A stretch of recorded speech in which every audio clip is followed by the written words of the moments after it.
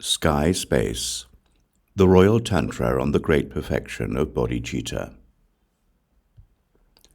Teachings on the Space of the Mind. Now there is even more that must be explained. The magnificent space of our minds grows in all things. It cannot be removed. It holds the waves of the great ocean. It is not disturbed. The uncontrived is pure. It is the intent of space. It is the many things. That is why it is the mind itself. As for our lust, hatred, dull vision, and jealousy, our true minds are pure. There is nothing to reject. The ugly, the friendly, the divisive, and attitudes that are mean or prejudicial are not things to be taken up. In the fields of practice of our five senses, we are joined together with the majestic space that equals the sky.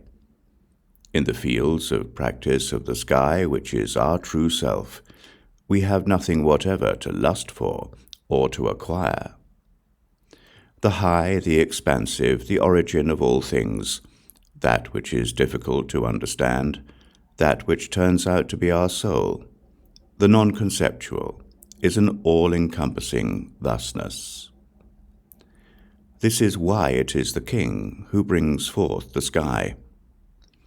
In this same way, our true minds are self-originating. This is how it appears. Our circle is one.